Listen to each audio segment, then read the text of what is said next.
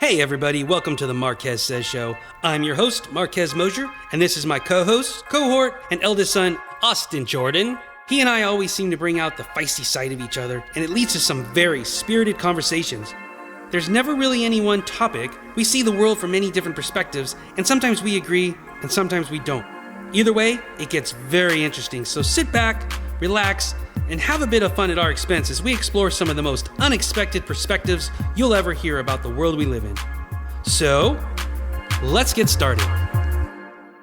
Welcome everybody. New year, new podcast. We're going to start the year off right. I have no idea where it's going to go. We have an idea, but welcome to the Marquez Says Show. I am Marquez, your host. This is Austin. This is AJM. He's going to have AKA Austin Jordan. Austin Jordan, co-host, co-conspirator, and everything else like Coca-Cola. AKA Like just like as in the mathematical sign, or that's cosine, so never mind. Who knows? Yeah, pick up a book. No, I can read it digitally now. Why the hell do I have to do that? Actually, I prefer paperback. Actually, April hates it. When I read my books and stuff, she hates it because I make her usually order a paperback. And then in addition, I usually make her get a hardcover. Both of them. Because I'm old school like that. Wait, why do you need both of them? I don't need both of them. I just need one or the other. But if I can't get a hardcover, then I make her buy the soft cover. But if it's available, so... Gotcha. But yeah. So we're starting back up off in this co. Yeah. Mm-hmm. So Austin wanted to actually make sure that we kind of touched on this subject because it's something dear to his heart. Spotify streaming. Yes. The public, as he says, let's the public talk about versus that. Spotify. But let's artists. It's like it's like a Royal Rumble out there for Spotify. Is it really the people? I mean, are the people really against Spotify? Yeah, there's a big whole cancel Spotify thing going on. So let's talk about this because there's just the reason I really wanted to talk about this is I feel like it's super nuanced in a way that's not particularly obvious. Like, so you know what? And the best way to discuss that is from two people on a podcast with no other input and just our opinions. It's the perfect way to discuss something so nuanced. This is what America was built upon, okay? No, but it's kind of funny, though, that you got two guys that are not completely uninformed, but not necessarily the most informed that they could be, talking about something that's relating to podcasts on a particular format. So... Spotify invested a whole bunch of money, right, into Joe Rogan and to do his podcast and have his platform and all that. Inherently, that does not necessarily mean that Spotify is paying for COVID misinformation rhetoric. It doesn't necessarily mean they're not supporting it, but it doesn't mean that they're overtly supporting it. It can still be very problematic. Joe Rogan has never claimed to be a scientist and doesn't claim that what he's saying is true or fact or whatever. But it's still dangerous. It doesn't take away from that. And then you got on the other side is you have people like Neil Young, Joni Mitchell, and a few other names that are saying we're pulling our catalogs off of Spotify. Which is totally fine. That's their right to. They're artists and I will support that decision 100%. If it goes against, this type of stuff that he says absolutely goes against what their whole careers have been built off of. So I can understand why they would be very frustrated. So that's kind of what I mean. That's just like the tip of the iceberg as far as nuances. And that's sort of the more obvious. Oh, go ahead. Yeah, you're right. And first and foremost, you're right. Spotify kind of knew what they were getting.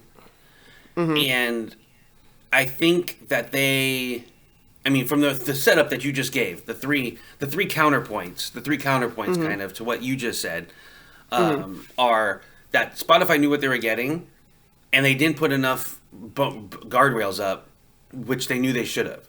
Counterpoint to your counterpoint. Hold on, because they knew. And then as far as Joe Rogan never claiming that he was a blah blah blah and all that stuff, So what? He knows that people listen to him. He knows that people blindly follow him. He knows that people do that. Even if he admits or doesn't want to admit it, he completely understands that. That's the whole point he got all that money from Spotify, was because he had this following, because he had this influence. So in and of itself, he knows he has this influence. And for him to say that, oh, I just want to create conversations, that's not what he's doing. He's not just creating conversations and talking. He'll say stuff as fact. He'll say stuff as statements like, this should be taken, or yes, this is a good treatment, or why aren't we using these? Why aren't we using this? It's been proven that it helps blah blah blah, when it hasn't been proven to help blah blah blah. But in his echo chamber it has. See, so while he doesn't say that, but he is way more than just a talk show host. Because he goes way beyond that. See, oh, by the way, the third one with the artist. Yeah.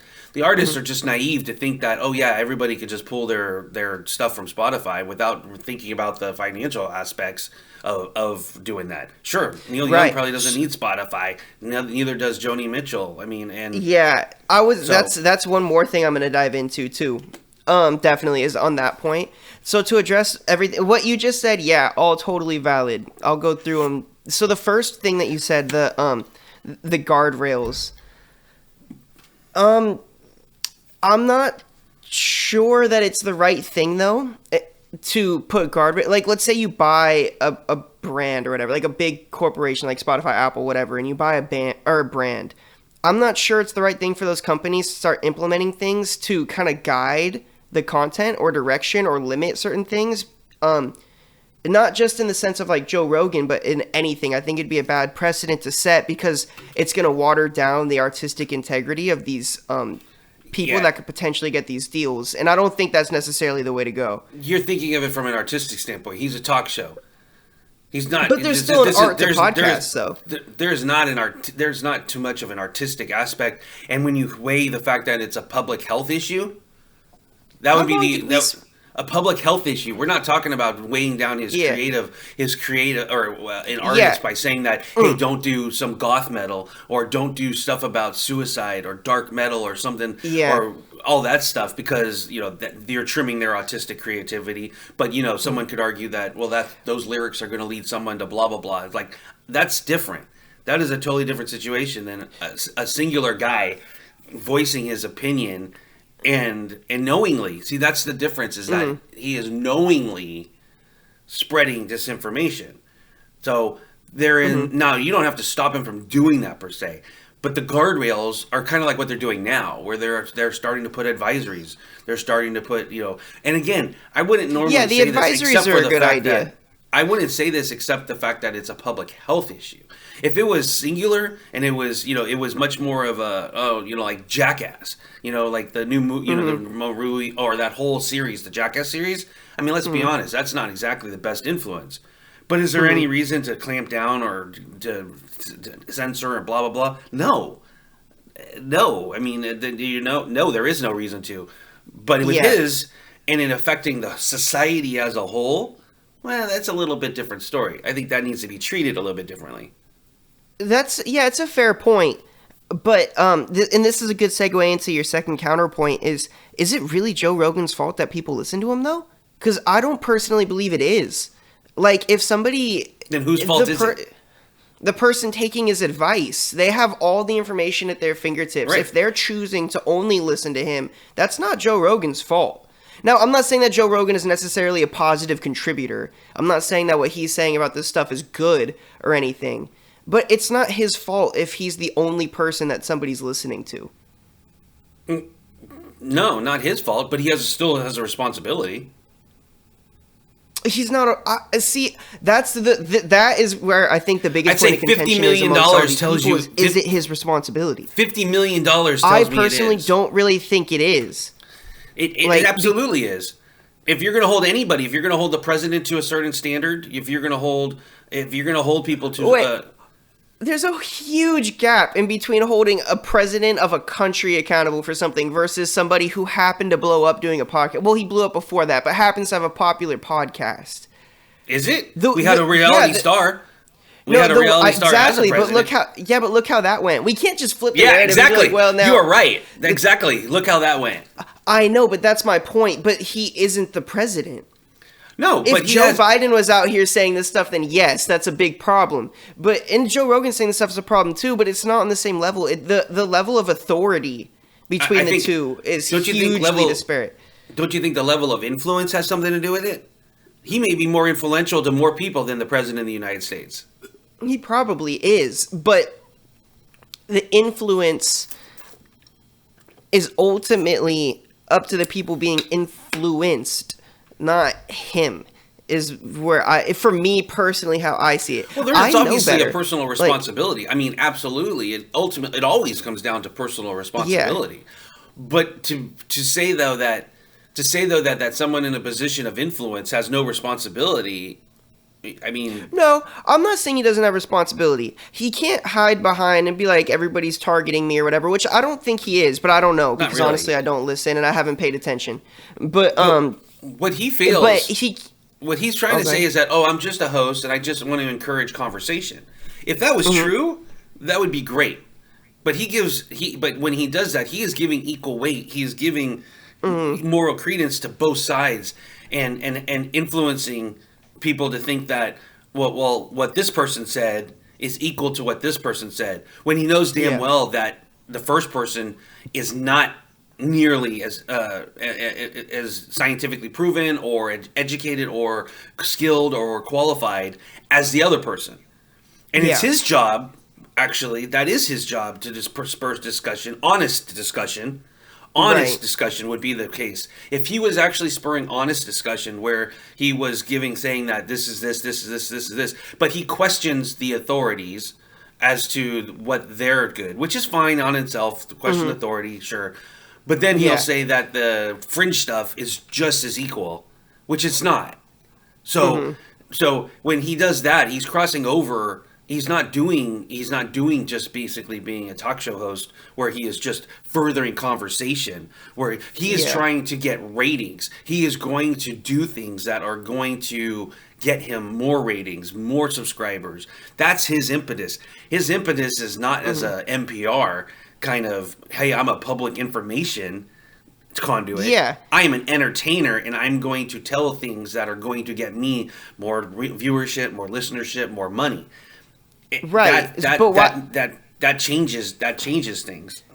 But if we understand that that's his point of view and that's what he's trying to accomplish, then why do we put so much stock into what this guy has to say? Because he's not, and people don't. He's not saying that. And people, and if people don't say that, then essentially that's Spotify's excuse. Essentially, Spotify should use that as he's an entertainer. Nobody should be listening to. That's probably what they're doing, right? To a degree. Yeah, but then that's he won't acknowledge. But it's not. Yeah, but why is the general public expected to take him at face value of what he says he is? Some honest. Well, maybe he is honest. I don't know, but some impartial, just spreading having conversations, because that's what he says he is. We're supposed to believe him. Okay, but as well-functioning adults, but as well-functioning adults, though, we should be able to see through that. We should see people for what they are, not who they tell us they are. Well, you just said it, well-functioning. That's not the case. General society is not well-functioning. Look at what's going on. I think that's been proven over the last 6 to 8 years. It's been proven that we don't have a well-educated, what'd you say? Not well-educated, but a well-functioning. We do not have a well-functioning group of people. They will believe whatever they're told. The critical thinking aspect is gone. And what the problem people have with Joe Rogan is he's exploiting that. He's taking advantage of that. Just like InfoWars and just like all those other fringe things, QAnon and all those other things, they are taking advantage of it for no other reason than power, attention. That's actually pretty much it. So, yes, if we lived in a world where we had a educated, critical thinking mass, because I think that's where a lot of people don't care. The ones that are well-functioning and so on and so forth, for the most part, I don't really care. Really doesn't bother me, because you're right. I know what's going on, and I know he's an entertainer. Same thing with all media. It applies to all media. I understand that every media, or almost every media, has a slant, and it's my job to look through it. That's... Yeah. But in his case, he's not. He's trying to portray himself, and people technically we're supposed to. I mean, you're right. We're supposed to be able to not just take what people say and actually see what their actions and see what they do. True, but on the other hand, we also tell our kids to trust people and believe people. I mean, not blindly, but I mean, if someone says something, so someone's listening to him and he says, "Oh yeah, I'm just furthering conversation and this and this." Like, oh, okay, why should I believe? I mean, why should I doubt him? What reason do I have to actually doubt him? I mean...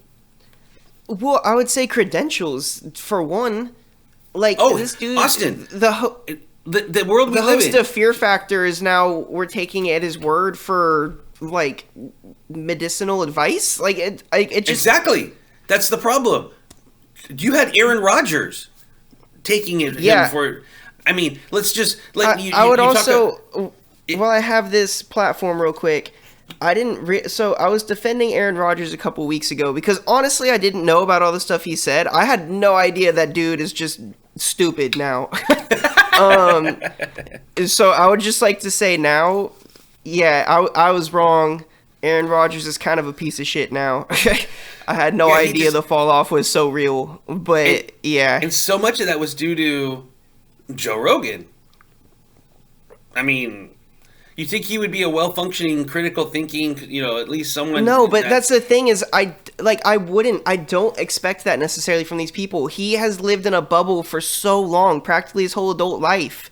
He's been the star quarterback. Yeah, and what bubble do you think kids are growing up to? Teenagers that grow in a household where nobody really is paying attention, certainly isn't teaching them critical thinking skills, and they get everything from social media or the TV or something like that. What exactly? How are they being taught to not look at Joe Rogan and go, "Oh my God, Joe Rogan has all these followers. He's got all this influence. I want to be like him." Mm-hmm. If Joe Rogan tells me to take horse medicine, who am I to doubt him? Why would he tell me not? Why would he tell me something that's going to hurt me? Or why would he tell me something that's not true? I mean, unsafe on the surface. Why would he tell me something that's not true? You give way too much credit to the base society.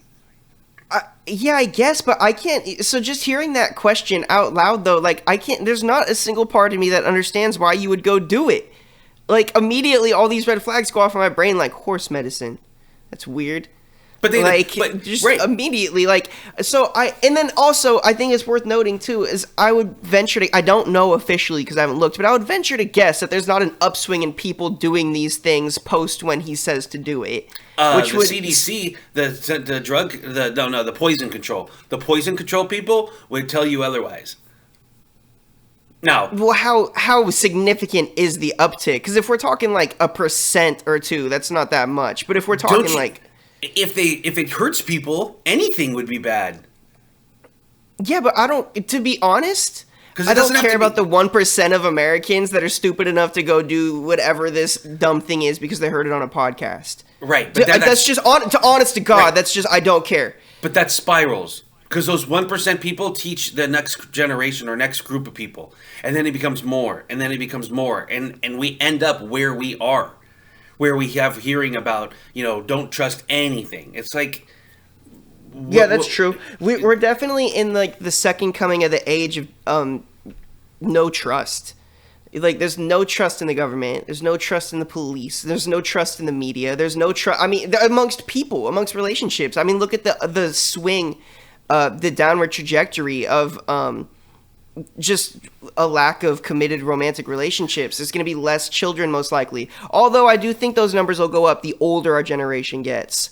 So think these early... But I mean, that's all reflective though of like what you said. There is no trust in at least America. I don't know the rest of the countries where they're at with this kind of stuff, but there's no trust in America right now. It's very similar. And therein lies the problem is that there's reasons for the distrust, but there is no real reasons, no legitimate reasons, no actual reasons to distrust in a blanket sense. And it is a fine line, but it's almost as if you have to choose that is the police bad As a whole, no. Is more of it than we thought? Yes. But you cannot just blanket and say all of the police are bad, because they're not. I mean, it's just that's a fact that it would be not. They are not. Same thing with like the CDC or the government. Do they do things that aren't right? Do people get things wrong? Absolutely. But as a whole, they are not wrong. They are not bad. And for people to just to kind of be like, I don't believe them and I don't believe them. Those are, it comes back to, those are crutches. Those are basically just excuses so that they can turn around and do whatever they want without any responsibility, without feeling any shame.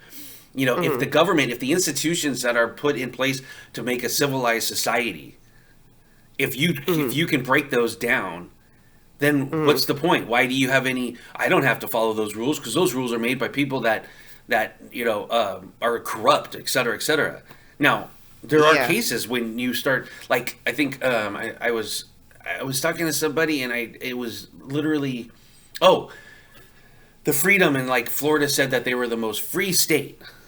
And yet most of the things that the governor seems to be saying is that they start with executive orders of something along the lines of, you cannot, or you are not allowed to. And I said, unless that's followed up with something that says you are not allowed to, or you cannot discriminate against someone of a protected class, like, race, religion, et cetera, that's not freedom. You may think you're doing the right thing by telling me no mask mandates. They don't work and they just stuff. Can I make that decision? Can I be the one? Can my local school board make that? Can't my local government be the ones to make that? I'm pretty sure that that's what we should be doing. But here you are, the big bad government is telling me what I can and cannot do, even though it's the opposite. Normally you would expect it to be, you must do this. You have to wear a mask stuff. Well, it's like you're doing the same thing. Yeah, so, it's really ironic, but it's like bringing it back to the same thing. By the way, unintentionally ironic. Yeah, no, with absolutely. Joe Rogan and stuff. So you start, it starts breaking down those levels. On the same topic of cancel culture with Spotify, it's like Whoopi Goldberg. I don't even know what's happening with her. What happened? She, if I understand it, and I'm not really that well versed into it, but essentially she said that the Holocaust wasn't about a race. It wasn't about discrimination, more or less, against a race. It was about the inhumanity of one human to another. Okay, well, technically she's wrong, because it was actually because of their race, Jewish people. But she was trying to make the bigger point that, well, at least I feel like she was trying to make the bigger point that it was about race. And when she said it wasn't about race, it should have been more like it wasn't just about race. It was in addition the inhumanity of one human to another. But it came across as if she was saying that it's not about race. So I mean, obviously that's offensive. I mean, if you were Jewish or care about that, you'd be like, what do you mean it was about race? 6 million people, died just because solely. But then she got a 2-week suspension. Even though the next day she apologized on camera, next morning she's like, hey, I chose my words poorly. And I think if you know anything about Whoopi Goldberg, you kind of go, that's anti anything that she's ever said. I mean, it's not like she has a pattern of this. It was like out of character. It was completely strange. And so, but the fact that people, some people thought she should be held accountable and be suspended. Other people were like, wait a second, hold on. Why are we doing that? She apologized. She showed contrition. And we know that is most likely not what she meant. It was just a slip of the words. The cancel culture aspect of that, where do we draw that line? Where do we bring it back from? That right there has always been my point. Like, for a long time is, well, when is the apology enough? Like, and that's a super subjective thing that we can't just arbitrarily pick. But unfortunately, there is no other way to do it. So if we're gonna hold somebody accountable, like, so the whole this is giving me strong flashbacks to the whole slavery is a choice thing that Kanye said. That wasn't his point, and it was taken out of context, but it sounds very similar to this, and it's like, a dude was crucified for a long time. Like, that comment still haunts him to this day, years later. Like, And he obviously says more head-ass things than Whoopi Goldberg does, by far. It's like not even close. But what she said at the end of the day, if that's what she said, again, I don't know. Yeah. But just based off of what that was, that is just as harmful as what Kanye said. So How? what do you mean? Saying that the Holocaust wasn't motivated by race? But it was motivated by the inhumanity of one human to another. It wasn't like she was saying that the Holocaust was good. Yeah. She wasn't saying that it was. She was still saying it was a horrible discrediting an thing. entire population's experiments. Like it's not just misinformation. It's discrediting a whole people that still carry this stuff. I'm not arguing that, but saying that slavery was a choice. Well, because that wasn't what he was talking about. Was after the fact, like people choosing to be slaves now. He wasn't talking about like during the slave trade and all that stuff. I would definitely argue that, again, I'm not saying that Whoopi... I'm changing it from what Whoopi said to what I'm hearing from what you said, was that saying that the Holocaust was not motivated by race, but then basically underdeveloping the severity and how impactful it was to be like from I mean, just come on, the evils of humans and the injustice of one human group to another. Yo, what? That is like the biggest cop out of a statement ever. You could use that for like a bully, like, oh well, this bully like hit my kid in the face, and that's evil from one person to another, not murdering 6 million people. Well, I think that's the based whole point. very much so on the fact that it was because of this. Correct, but that's the funny thing about this is that, not the funny thing, but the thing about this is that it actually is the inhumanity of how we treat one person, and the choice that they made was because of the delineating factor was because of their race. You had to have one to have the other. Absolutely, which is why that was the point of you can't have one without the other. So it should have been both. I mean, it should have been true, but unfortunately with the way that it's being framed in this context, that is not what was said, and what was said is very hurtful because it discredits the group of people of which it did happen to. Right. And that's why she apologized. Right, yeah, which is the right thing to do and all that stuff. But it's the same thing as the whole Did Kanye apologize for his comment? Oh, probably. I don't know. That one was pretty bad. He probably explained himself. I don't know if he necessarily apologized. Well, then there would be a big difference right there between comparing the two situations and the backlash that followed. Well, that's what I was just talking about. Yeah, that's true. I was just talking about the backlash. Look, Whoopi Goldberg is not Kanye.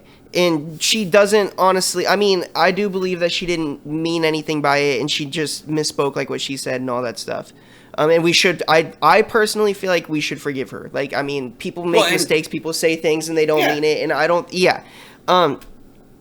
but, I don't know. In my opinion, yes, it's just as hurtful. Which was my point, though, is like, how do we then, but then it plays into this, like, the case-by-case basis of this, though. And then the worries, the fears from the day one is that, when is it enough? Like, and all that stuff. So it's complicated. It does make a sense of I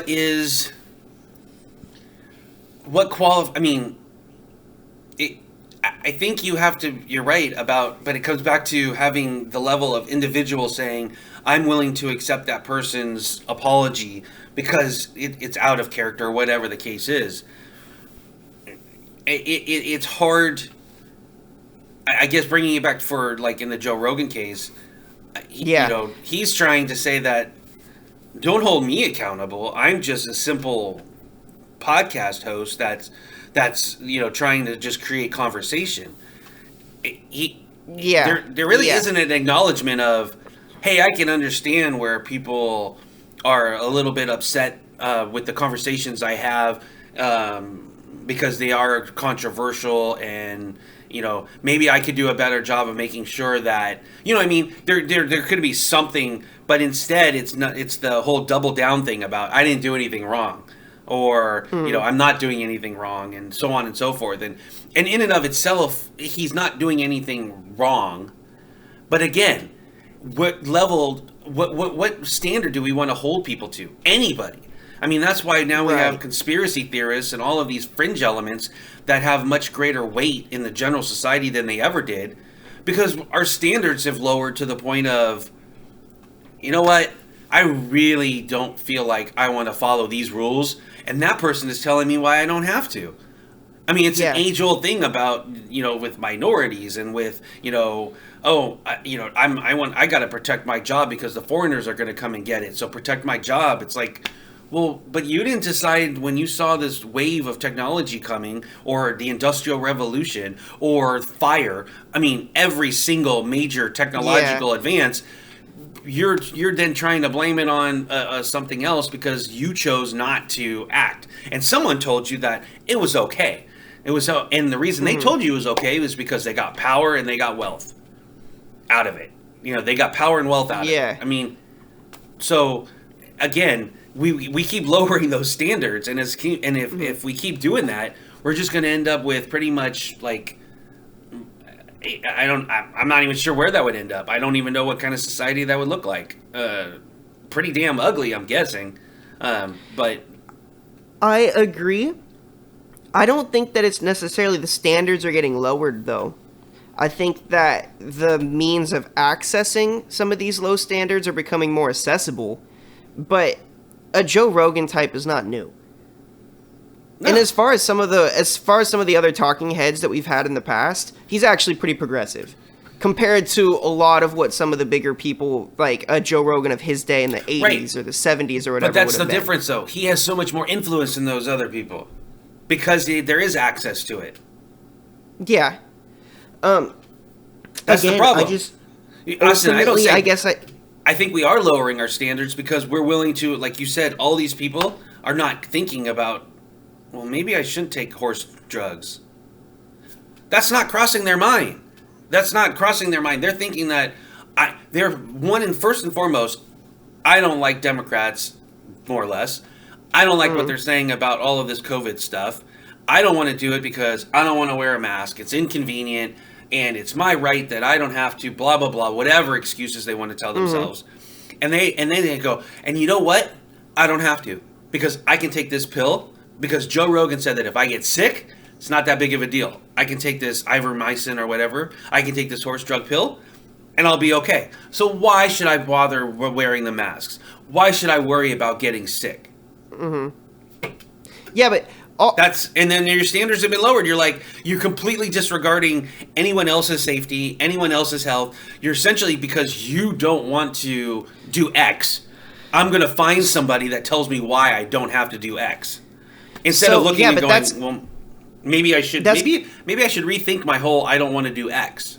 Yeah, but that's confirmation bias, and those people were never going to rethink what they were going to do, regardless of Joe Rogan. They were going to be a That's public... not true. That's not true. Absolutely true. No, some people actually would. There is a whole group of people. That's why you have swing states. That's the whole reason why we have a whole middle of electorate that can be convinced to go one way or the other. That's why they spend so much money trying to influence that center group that might shift one way or the other, because they can. You can get someone to actually change their mind.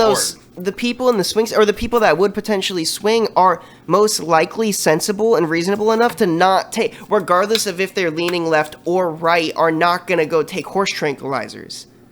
Well, those people will be in the middle enough to listen. They may or may not decide to take horse tranquilizers, but they still end up going the whole, well, I'm going to wear, or I'm not going to wear, or I'm going to wear a mask, but I'm not going to wear it properly.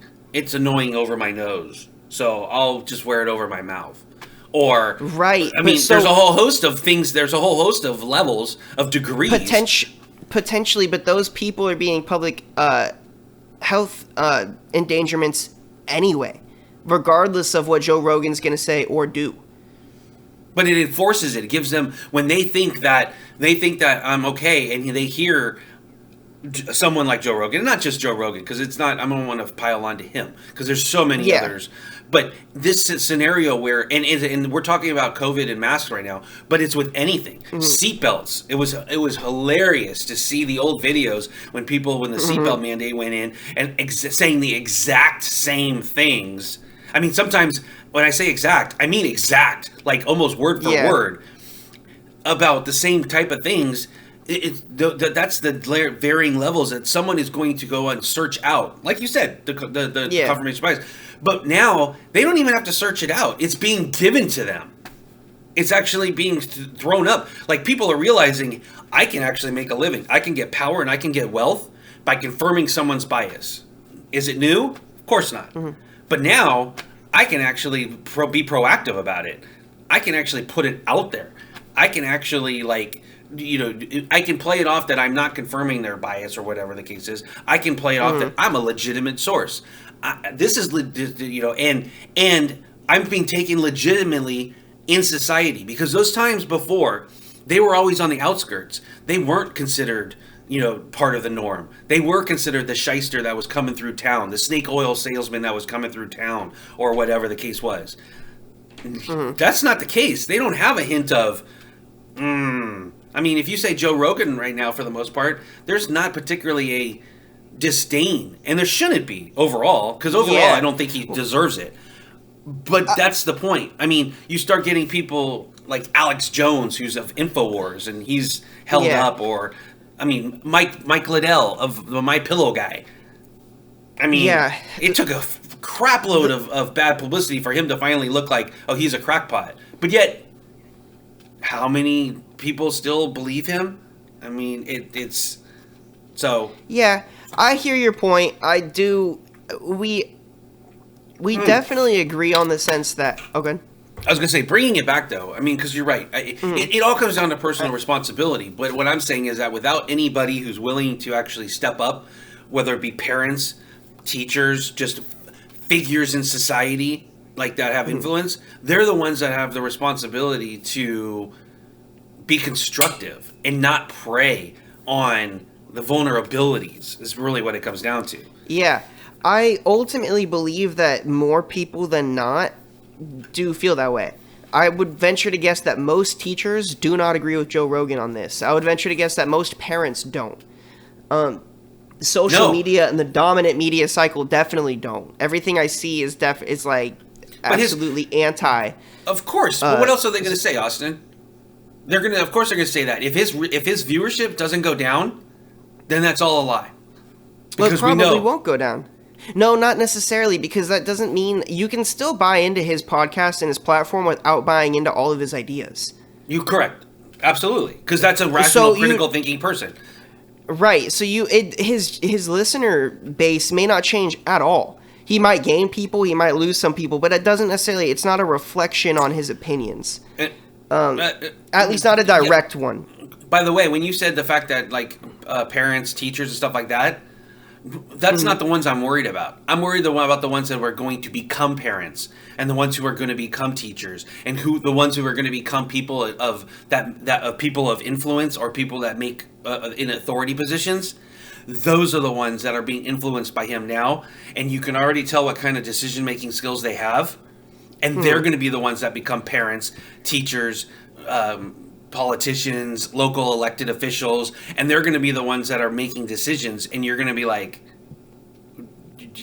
that was a horrible decision. Where did you come up with that? Well, is it really a shock that they chose to XYZ for public safety because they were influenced 3 years ago by whoever, Joe Rogan, whoever and stuff? I mean, that's the problem. I mean, in the elections right now, you've got people that are still believing that the election was stolen, and they're running for lieutenant governors, which control the voting in areas. I mean, really? That's kind of scary if you think about it. What decisions are they going to make when there's something that comes in, some choice has to be made, and it's very clear that the legal choice is to do this. But they believe that, no, Mike Pence should have overturned it. It was his right. No, it wasn't. I mean, but yet, if you can't, like you said, if you can't convince somebody that, and then all of a sudden, they're the one that's running and handling an election, we've got problems. Yeah. We're gonna have problems. Yeah. By the way, what about Joni? What about Joni and Paul? Yeah. Neil Young. Oh Neil. Yeah. That Neil. was one of the bigger ones. This is an easy point, but not even so much about money, but it feels so. If I were in that position as an artist, I wouldn't take my music down for one very, very simple reason. I wouldn't want to inconvenience any of the millions, or maybe not millions, but any of the fans that are listening on that platform.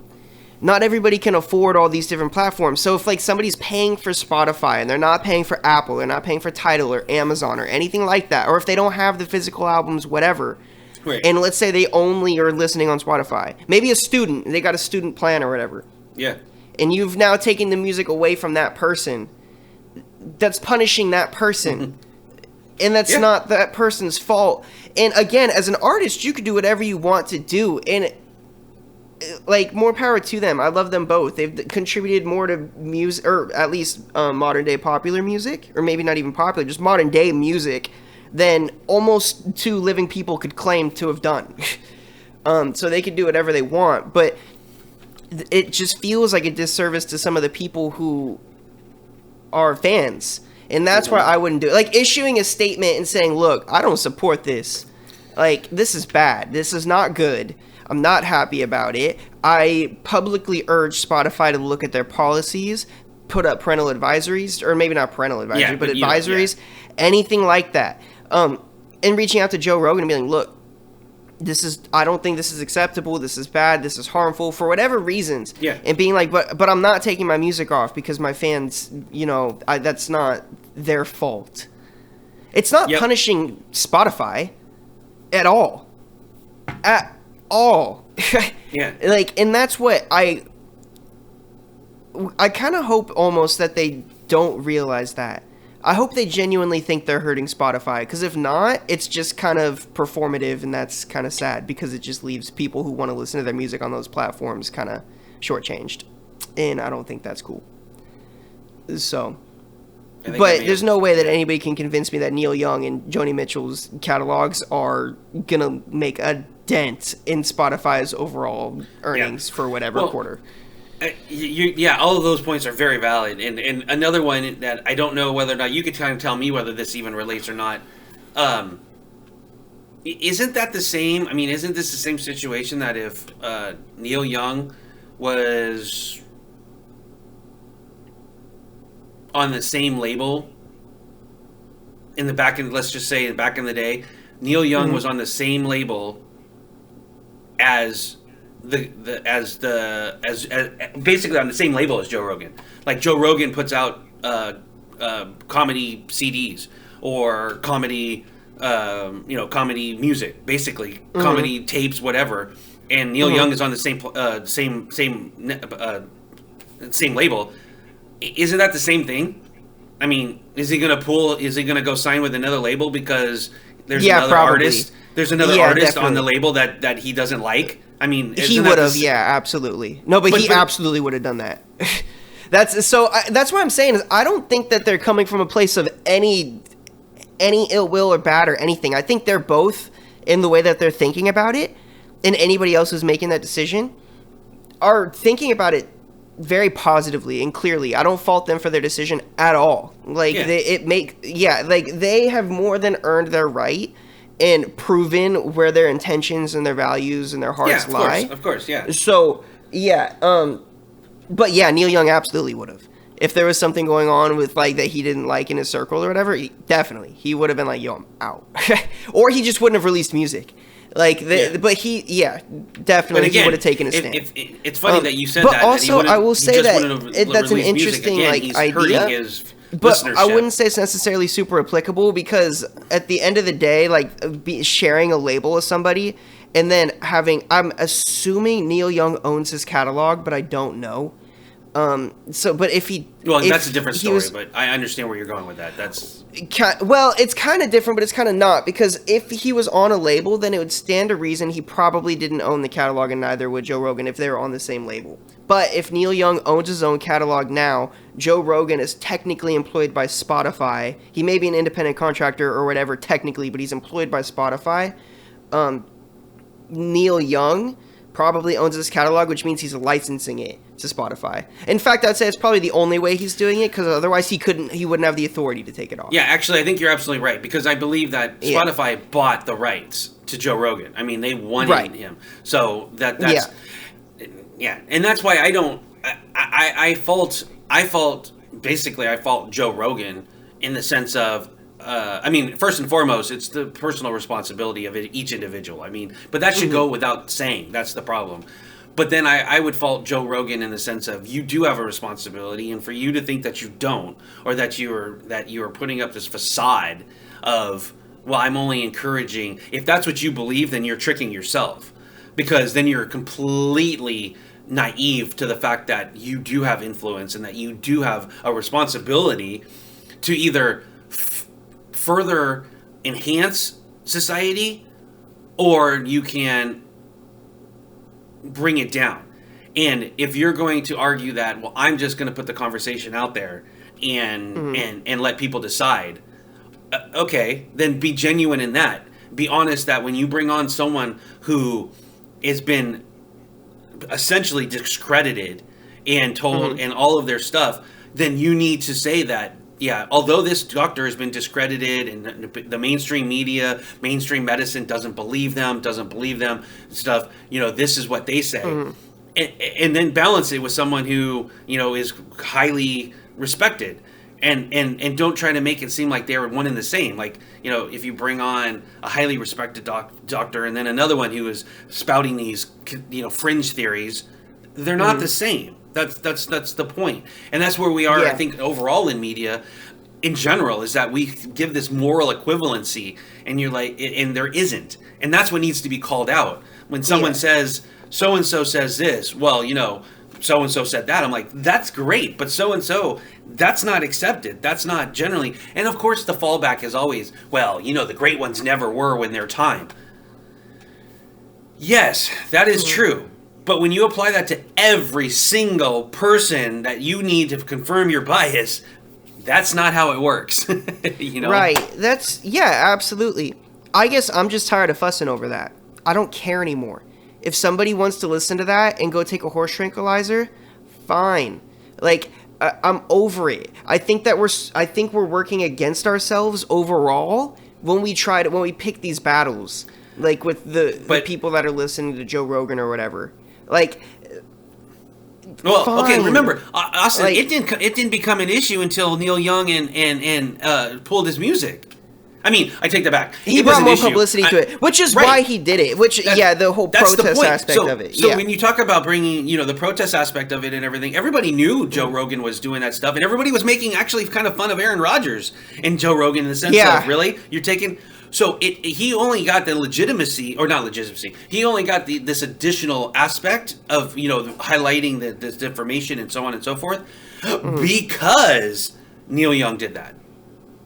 Well, I'm not sure which happened first: Twitter catching the story, or Neil Young pulling his music. Well, it actually become why do we care about this guy whose music was from the last century? Why do we care about whether or not what's his opinion? Ever. But well, that was what it was. It was like one of the headlines was like, why do we care about this has-been who had music from the last century? Which is true. God, it's. I mean, it's not a has-been. It's not has-been. I'm not going to say has-been. Oh, okay. Not the has-been part. No. I know his contributions and Joni Mitchell's stuff. So no. I don't mean that. But the fact of the matter is that we are 22 years into the new century. People can start saying shit like that. If you haven't done anything since 1999, that aspect of commentary is legitimate. I mean, it's not like we're in 2010 or 2009 or 2012 where it's still kind of close. We're a fifth. We're over a fifth of the way into the new century. Yeah, you can refer to things back in the last century and go, we need to be be cognizant of the fact that there's a significant amount of time between then and now. No, I absolutely agree with that. But the reason that I like...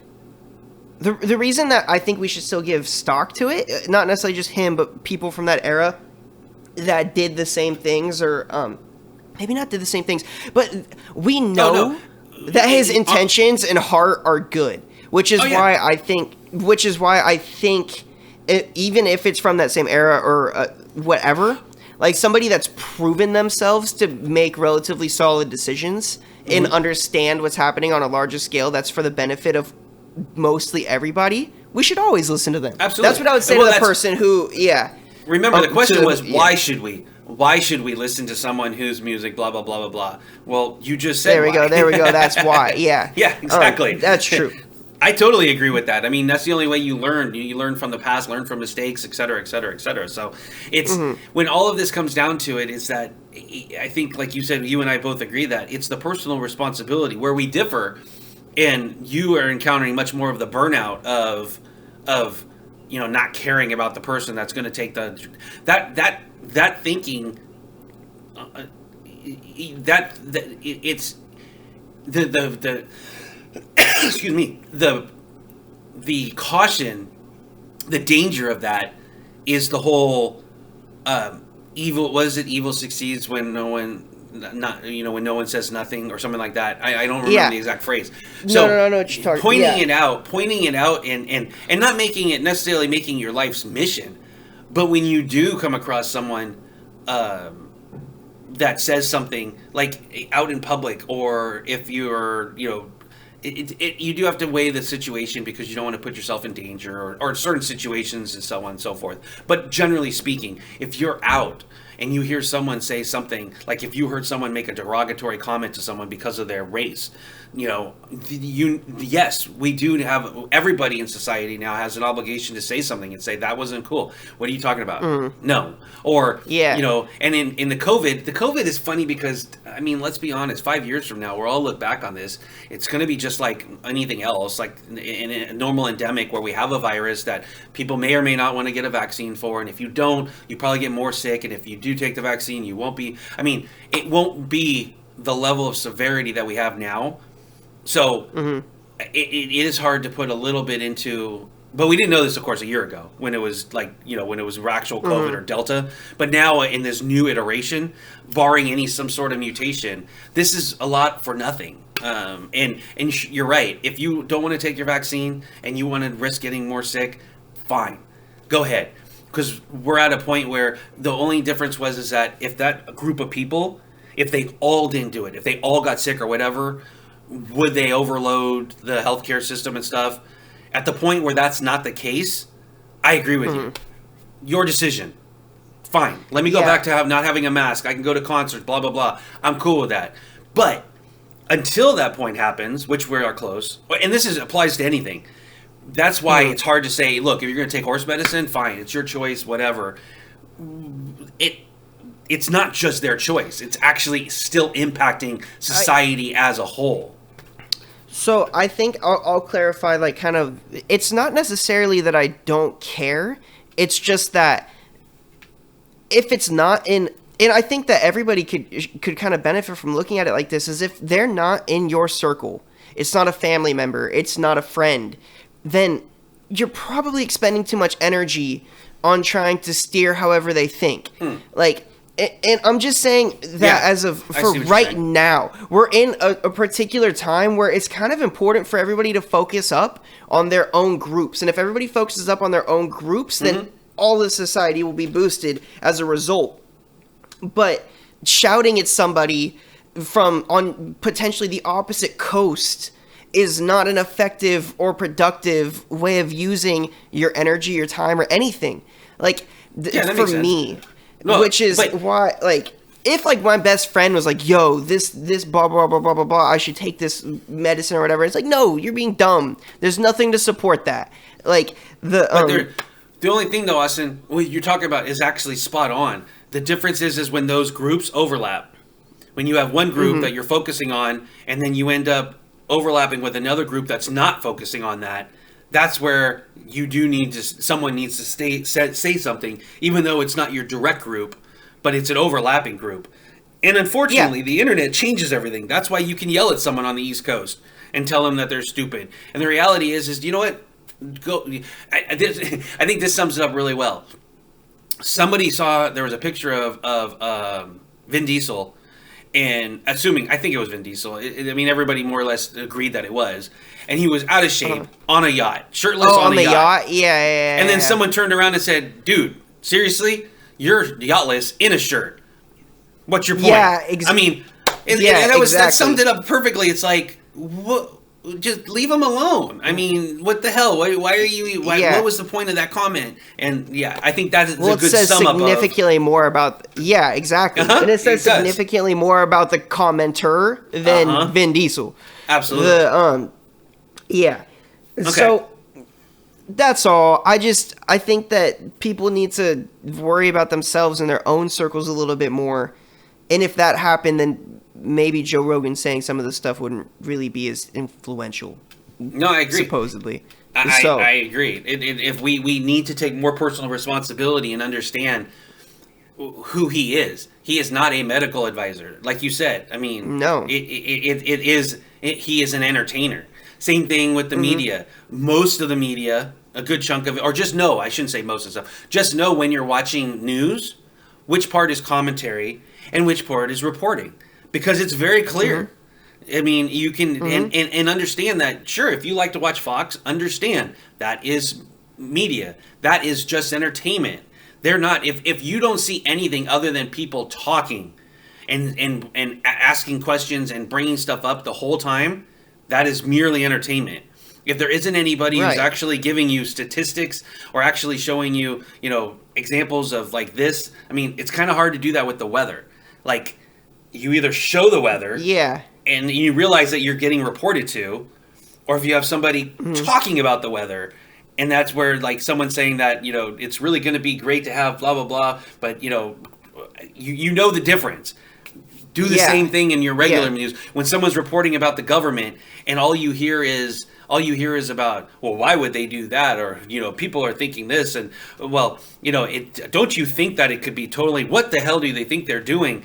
That's not reporting. That's not news. That's commentary. That's just entertainment. But when you get someone who's saying that 23% of this is going to this, and these funds are going to that, or if they don't do this, then, the government's going to shut down. That's news. That's and sometimes it's combined. But ideally, you get reported to, and then you get commentary. Unfortunately, more and more, you're not getting reported to. They're just assuming that you know something, and you're just being talked to. You're just being commentated to. And that's the same thing with Joe Rogan. It's like, look, we have to realize it's a podcast. It's, if you like him and you like what he's saying, that's great. But when he says something that doesn't seem particularly right, question it. I mean, he'd be the first person to tell you, question it. Yes, that's exactly what I was going to say, was he would be the first person to say that. Absolutely. That was literally exactly what I was going to say. But that just ties into where he does have to take a responsibility that for those who can't question it, like he should be telling people, hey, this is something that fringe elements have said. I don't know whether it's true or not. But he didn't take that so much. He took a much softer, nuanced approach of these things are equal. And he did it because he wanted the ratings from it. Because he will lose people if he's too unbiased. I mean, you know what I mean? Right. So I don't know necessarily, because I've never watched or listened or anything. I don't know if when he does this, if he explicitly says it's equal. And to me, that makes a difference. Because if he's not, and he just has all these different guests on, and maybe he's not treating them differently, but you shouldn't in the first place. If he's not outright saying that they're equal, and he's just listening to them or having a conversation or whatever. Well, that's a little bit different, but that was not it. No. Yeah. I actually saw a clip. And I don't know, though. Okay. I actually saw a clip where he was on with a doctor, and he basically said, well, you do realize that 33% of blah, blah, blah, blah, blah, blah. And the doctor said, no, that's not true. And he goes, well, my information... that's definitely... tells me that this. Yeah, he said, my information, my sources tell me this. And he goes, no. And the doctor brought it up on the internet. He literally went straight to the source. And Joe Rogan basically got fact checked that's right on. Then yes, he's on the wrong on that. So that's the reason. Yeah, there was a big deal because I totally he basically lost my train of thought. Because he basically got fact checked live by the doctor. His guest. Got you. And he did say he didn't argue it anymore. He did say, I'll have to look into that. So to his credit, he didn't try to double down and all this other stuff. But he did present something as fact, and he had to get fact checked. As opposed to, hey, doctor, I have heard this. Is this true? That was not how he phrased it. He phrased it, hey, doctor, I've heard this. What do you say about that? And that's a totally different framing. One says, hey, look at me. I have my facts here. Prove me wrong. Definitely. And if there's nobody there to say, you're wrong, Joe, that's the problem. No, definitely. There is a huge difference.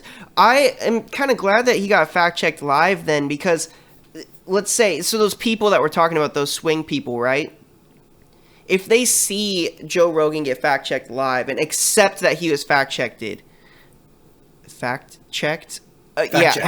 and see that he was fact checked, then they potentially will be like, oh, okay, and they become more open to that sort of thing. So I'm hoping there's a net positive from that experience. Yep, it's just a matter of that. I would like to see him be, if he really truly wants to be an agent of change, to roll with it. I don't think he wants to. No, but that's what he says. I don't think that's his goal. That's what he says, though. He just wants to further conversation. He just wants to make sure that people hear all sides, and I mean, and bring up conversations so that we see that's an agent of change. I mean, that's somebody who's basically trying to further knowledge. Lesser degree than, say, a civil rights activist, but still. What he really wants is entertainment. He just wants following. He just wants people to follow him. He just wants the power and the wealth that comes along with being a highly rated podcast. That's what he wants. But he's disguising it as, oh no, I want to be a neutral party that's just creating conversation. And like, no, Joe, that's not what you want to do. So, okay, we're gonna wrap this up. You got anything else to finish up with? No, I don't think so. Little plugs for me and my music. My boy Isaiah has an album coming out soon. We're finishing it up. I've got my album will be next, and it's a Choose Your Own Adventure album. There's going to be one version that ends happy and one version that ends sad. And people can choose which ones they want to listen to. Damn right they can choose. Critical Exactly. Right. Critical thinking. Yeah, we'll do some more podcasts on that. Maybe we'll try to make this a little bit more of a regular thing, because last season was a little bit more shaky, but maybe we can try to. Austin and I's schedules get a little hectic, so we'll try to bring you some more elevated talk about what's going on in society. Yeah, because we're so good at that. We know that you guys come to us, the leading viewpoints on all this. So, in the meantime, think more, care more, live more, and remember, you can change your life. We can change the world one decision at a time. We'll talk to you next time.